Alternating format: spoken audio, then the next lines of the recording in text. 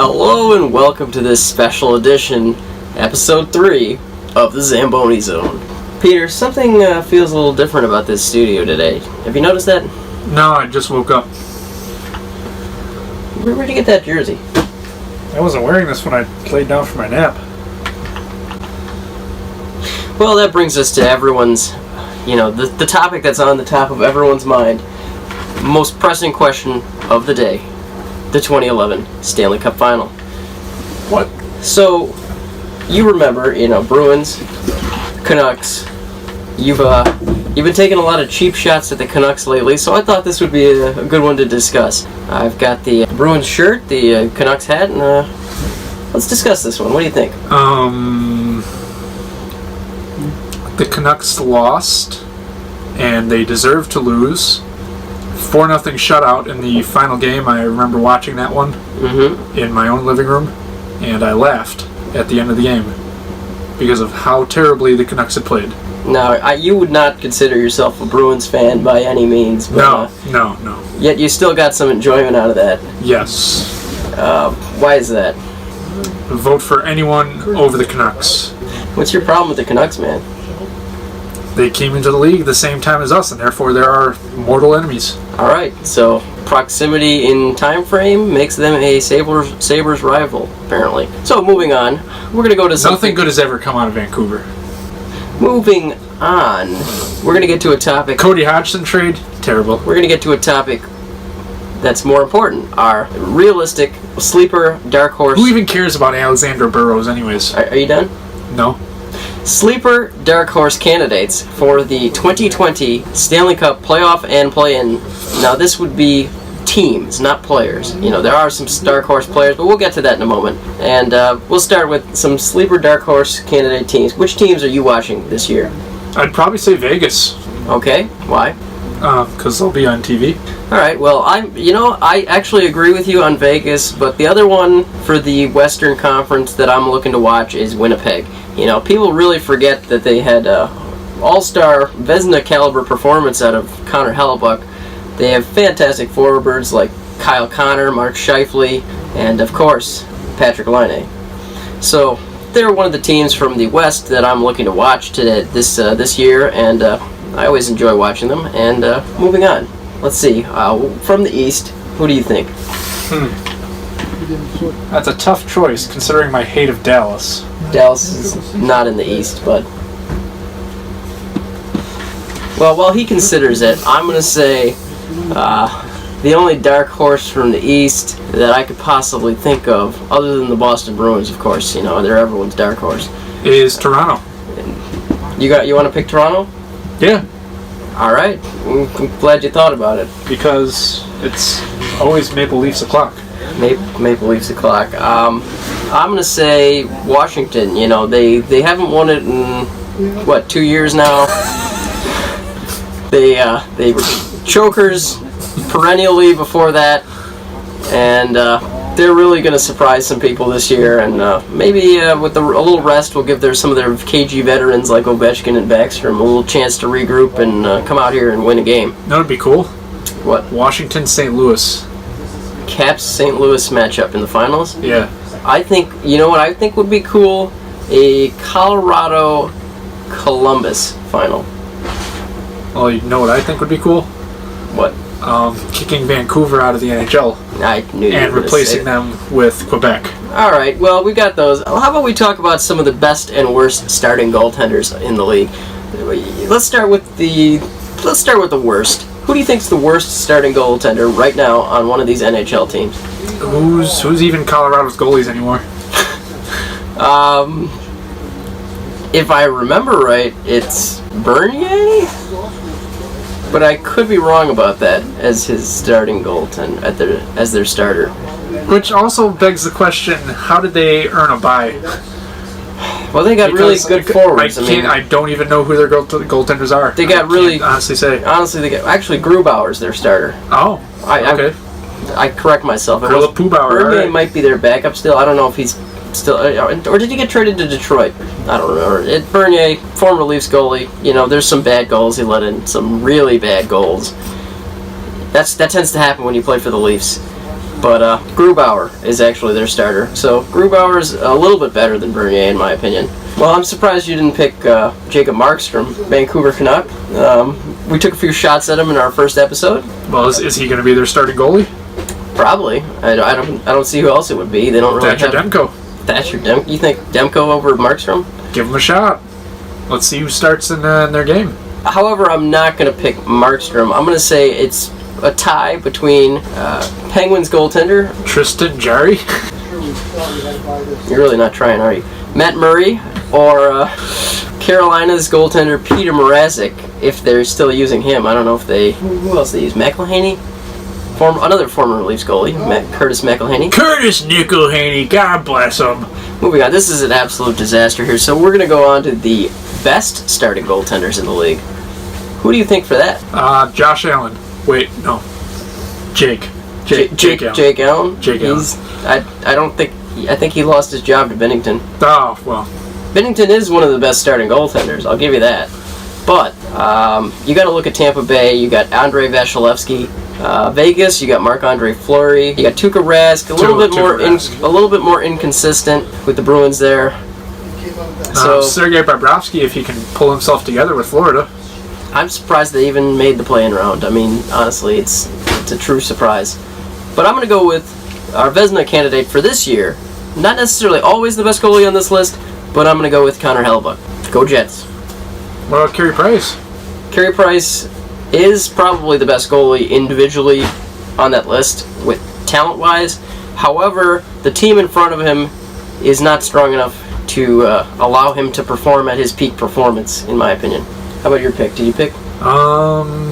Pecorine. What are you hiding under that jersey?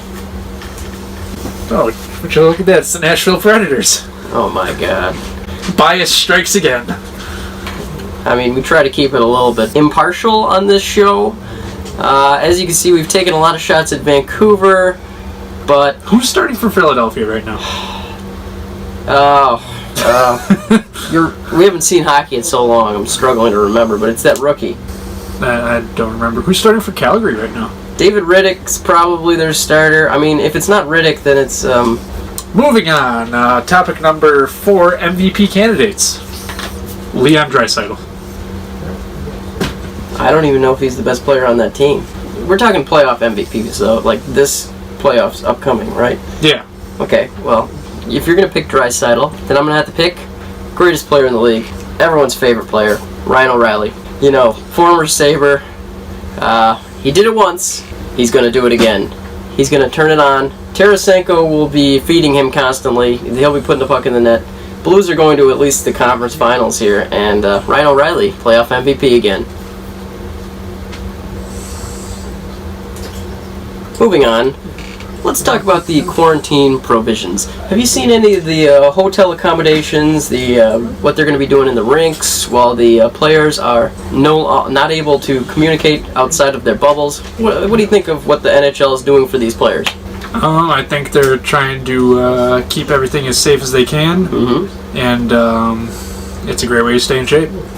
Yes, great.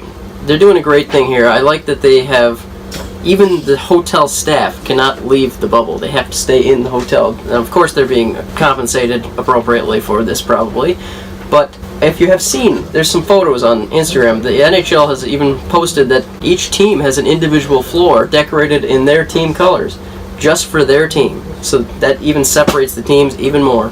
And they have breakfast buffets. They're treating these. They got lounges for these players. You know, you could live in that hotel like for months without any issues.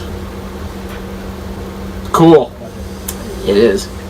All right. Well, while we're talking about the hub cities here, the provisions that are being provided, which one of these cities do you think is going to be the nicer hub city for these players? The western hub city, Edmonton, or the eastern, Toronto?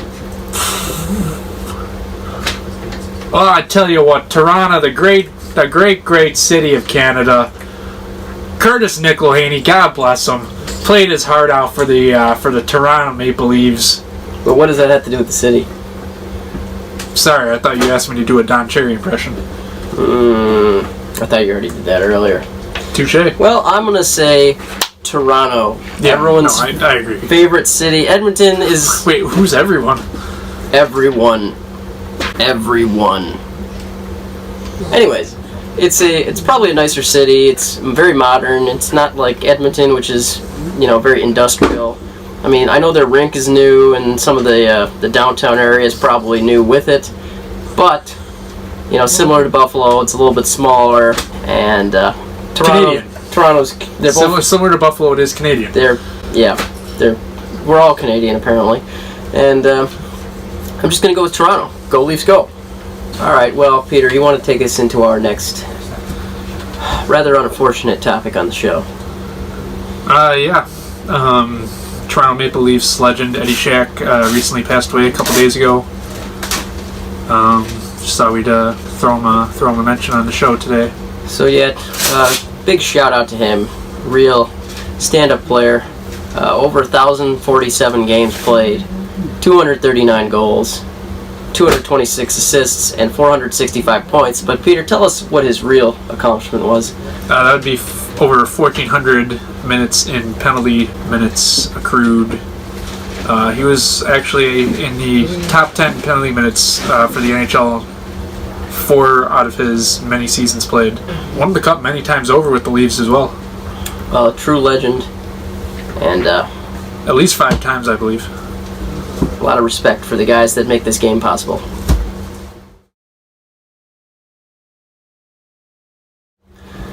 Well, alright, our final topic on the show here is this week's games. There's 3 days of preseason games. We're shooting this film before they've played any of them. So today's the first game at 4 p.m. today. That would be Pittsburgh, Philadelphia. But what we're going to do here is we're going to predict all the scores. Well, you know what, Pete? I think I'd like to make this interesting. Interesting, how so? Let's play some bets on these games. What were you thinking? What am I thinking? How about for every team we predict right out of these games, it's $1, and if you get the exact score, $10. $10? I was going to say 5. Let's go 10 because it's going to be hard to predict exact scores. Knowing him, he's going to be the one that gets all the scores right, and then I'm going to owe him $100. All right, let's do it. Let's find out. I hope this doesn't backfire. You're going to go first. Run down every score for me. All right, we'll start with today's first game, Pittsburgh and Philadelphia. That's 4 p.m. today, and I think Pittsburgh is going to take this one, and it's going to be a 4-3 final. Okay. Next, we're going to go with Montreal-Toronto. I think Toronto's going to edge them, as much as I don't want to say that. And it's going to be 4-1 Toronto. Next, Edmonton-Calgary, the late game. I'm going to say Edmonton, close one though, 3-2. 3-2 Edmonton over Calgary? Correct. All right. Tomorrow's games. Now let's start with Vancouver and Winnipeg.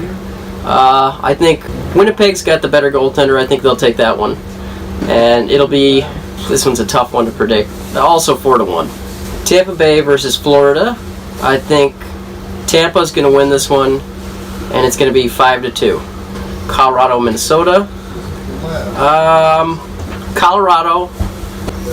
Let's see, what score? I would say 4-3. Close game, okay. Carolina, Washington. I'm going to say Washington 2-1. All right, St. Louis, Chicago. Let's one of my favorite rivalries. Let's go with the Blues, and I'm going to go 3-1. New York versus New York. Islanders, Rangers. Going to go with the Islanders on this one, and I'm going to say it's 3-0. First shutout, okay. 3-0. Islanders, okay. Vegas versus Arizona the next day. I'm going to go with Vegas. However, go Yotes. But for the prediction's sake, I'll say Vegas. And I'm going to say it's going to be 5-2. Nashville, Dallas. Rematch of the Winter Classic. I'm going to go with the same result as the Winter Classic. As 4-2 much Dallas? as I hate Dallas, Yeah, 4-2 Dallas. Same result. Just gonna go with some history there and to predict that one. Finally, Boston and Columbus. Boston, Columbus. I'm going to predict the Bruins will win. It would be kind of sad if I didn't with all this Bruins merchandise around us. And I'm going to say they're going to defeat the Jackets 4-1. Okay. Predictions are sent. All right. My turn. Now it's your turn. So let's get first one, Pittsburgh, Philly. Pittsburgh, Philly. I'm going to go Pittsburgh 3, Philadelphia 1. Okay. Montreal, Toronto. Toronto 5, Montreal 4. Edmonton, Calgary. Edmonton's going to take this one 4-1. Vancouver, Winnipeg, next day. I'm going to go with the peg here. I'm going to say 6-1. Okay. Blowout game. Big win there.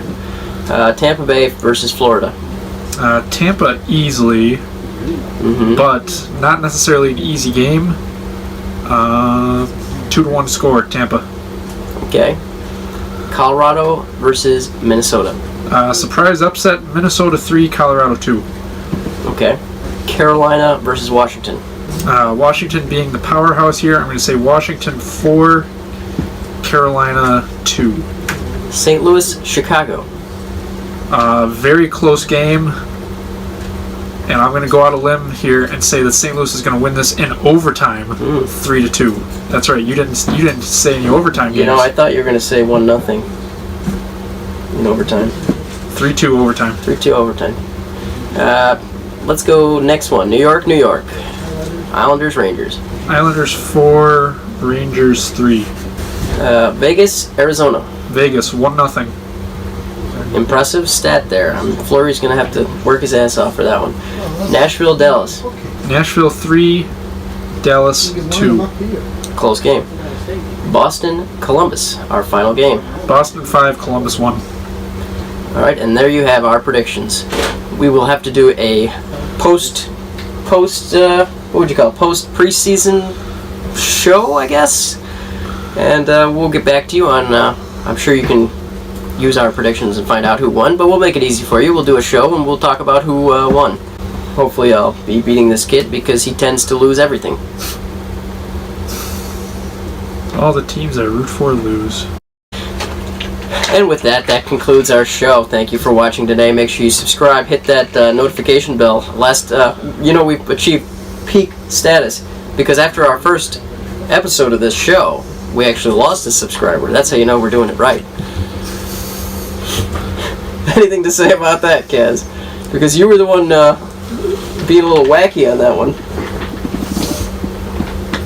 Well, let's just say that my YouTube account subscribes to one less channel now. I knew something was fishy about that. We'll see you next time on the Zamboni Zone. It's always Maple Leafs o'clock. Maple Leafs o'clock. I'm gonna